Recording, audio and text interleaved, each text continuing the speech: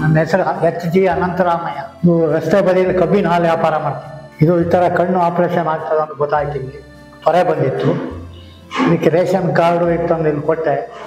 ಅವರು ಡೇಟ್ ಕೊಟ್ಟರು, ಅವತ್ತು ಹೋದರೆ ಫಸ್ಟ್ ಒಂದು ಬಲಗಣ್ಣು ಮಾಡಿ, ಮೊದಲೇ 1 ತಿಂಗಳು ರೆಸ್ಟ್ ಆದಮೇಲೆ ಇನ್ನೊಂದು ಕಣ್ಣು ಅದು ಮಾಡಿ, ಎರಡೂ ಮಾಡಿದ್ವಿ. ಈಗ ಚೆನ್ನಾಗಿ ಕಾಣ್ತಾ ಇದೆ. ಇದಕ್ಕೆ ಓದೋಕ್ಕಾಗ್ತಾ ಇದೆ, ದೃಷ್ಟಿ ಕಮ್ಮಿ ಇತ್ತು, ಮಂದ ಆಗ್ತಿತ್ತು.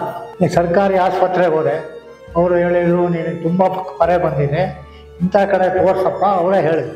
ಇಲ್ಲಿ ಎಲ್ಲ ಟೆಸ್ಟ್ ಮಾಡಿದ್ರು, BP ಶುಗರು ಏನು ಇರಲಿಲ್ಲ ನನಗೆ. ನಾನು ಭಯಪಟ್ಟಿದ್ದೆ, ಆಪ್ರೇಷನ್ ಅಂದರೆ ಏನು ಇಂಜೆಕ್ಷನ್ ಕೊಡ್ತಾರೋ ಏನೋ ಅಂತ.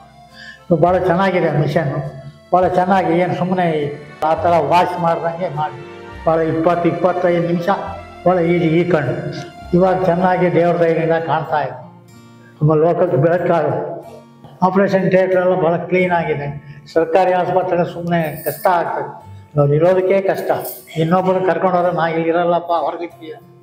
ಇಲ್ಲಿ ಏನು ಸಮಸ್ಯೆ ಇಲ್ಲ, ತುಂಬ ಚೊಕ್ಕವಾಗಿದೆ ನನ್ನ ಒಂದು ಅನುಭವ.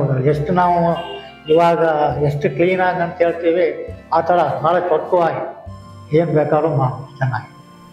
ಆಪ್ರೇಷನ್ ಮಾಡುವಂಥ ವರ್ಕರ್ಸ್ಗಳು, ಅವ್ರ ಕೆಲಸಗಾರರು, ಅವರೆಲ್ಲ ಟೀಮು ಎಲ್ಲ ಭಾಳ ಚೆನ್ನಾಗಿದೆ.